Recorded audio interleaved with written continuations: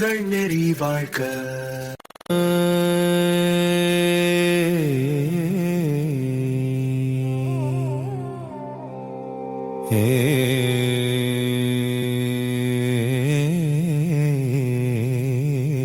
திருக்குறள் அதிகாரம் 8 அன்புடைமை. ஆழமான விளக்கம். திருக்குறளின் இல்லறவியலில் 4வது அதிகாரமாக அன்புடைமை அமைந்துள்ளது. மனித வாழ்க்கையின் அடிப்படை ஆதாரமே அன்புதான் என்பதையும், அன்பில்லாத வாழ்க்கை வெறும் சடலம் போன்றது என்பதையும் வள்ளுவர் இதில் ஆணித்தரமாக விளக்குகிறார்.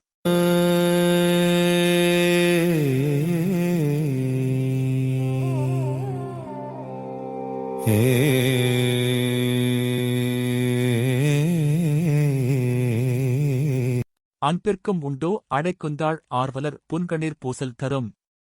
நேரடி பொருள். அன்பை தாழ்பால் போட்டு அடைத்து வைக்க முடியாது. அன்புக்குரியவர்களின் துன்பத்தைக் காணும்போது கண்களில் வரும் கண்ணீரே அதனை வெளிப்படுத்திவிடும். ஆழமான விளக்கம். அன்பு என்பது உள்ளத்தின் ஆழத்தில் மறைந்திருந்தாலும் பிறர் படும் துயரத்தைக் காணும்போது அது தானாகவே வெளிப்படும். உண்மையான அன்பை கட்டுப்படுத்த முடியாது.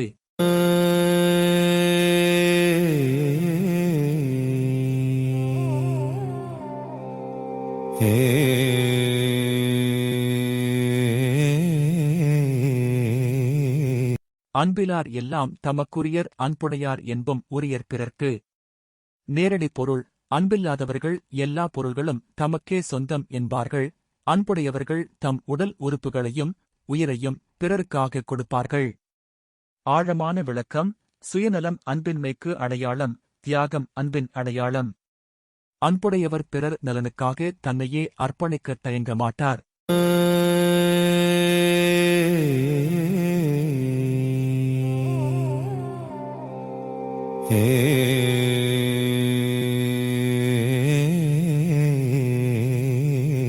அன்போடு ஏந்த வழக்கென்ப ஆரியர்க்கு என்போடு ஏந்த தொடர்பு.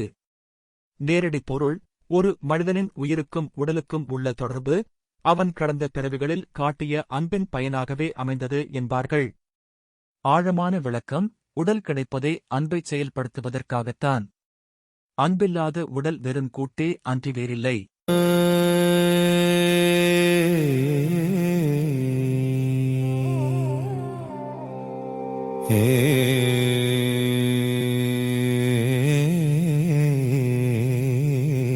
அன்பு இனம் ஆர்வம் உடைமை அது இனம் நண்பு என்னும் நாடா சிறப்பு. நேரடி பொருள். ஒருவரிடம் காட்டும் அன்பு அவரிடம் விருப்பத்தை ஆர்வம் உண்டாக்கும். அந்த விருப்பம் யாவரிடமும் நட்பு என்னும் மேன்மையான சிறப்பைத் தரும். ஆழமான விளக்கம். அன்பு நட்புக்கு வித்திடுகிறது. அன்புடையவன் உலகத்தையே நண்பனாகப் பெறுவான்.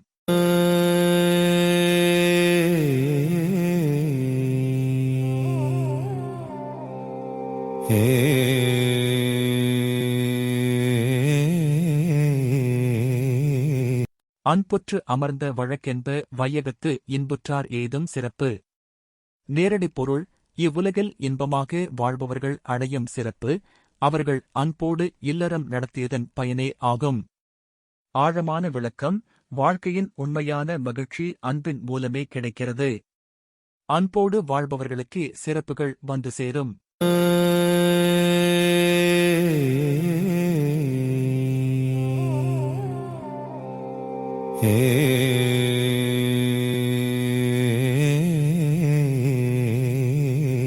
அறத்திற்கே அன்புசார் பென்ப அறியார் மரத்திற்கும் அஃபே துணை.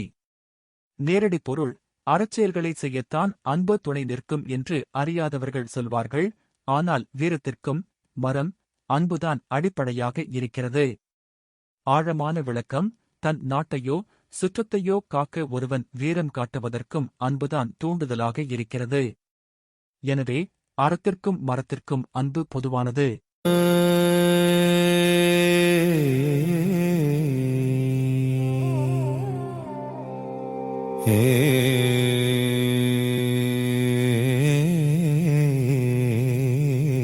என்பி லதனை வெயில் போலக் காயுமே அன்பி லதனை அறம்.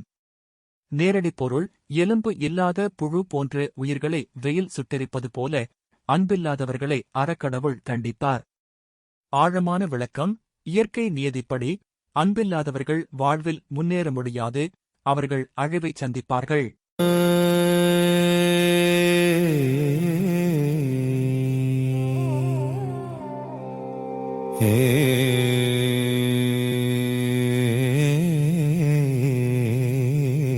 அன்பகத்தில்லா உயிர் வாழ்க்கை வன்பார்க்கண் வற்றல் மறந்தளிர் தற்று. நேரடி பொருள்: உள்ளத்தில் அன்பு இல்லாத ஒருவனின் வாழ்க்கை பாலைவனத்தில் காய்ந்து போன மரம் மீண்டும் தளிர்ப்பது போன்றது. அது ஒருபோதும் நடக்காது. ஆழமான விளக்கம்: அன்பில்லாத இதயம் வறண்ட நிலம் போன்றது. அங்கே எந்த நற்பண்புகளும் வளர முடியாது.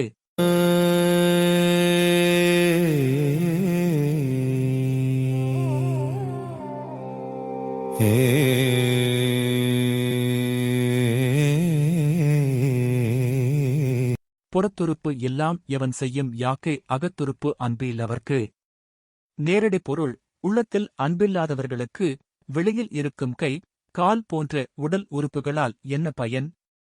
ஆழமான விளக்கம்: மனிதனை மனிதனாகக் காட்டுவது அவனது உள்ளத்தில் இருக்கும் அன்புதான். அது இல்லையெனில் மற்ற உறுப்புகள் இருந்தும் பயனில்லை.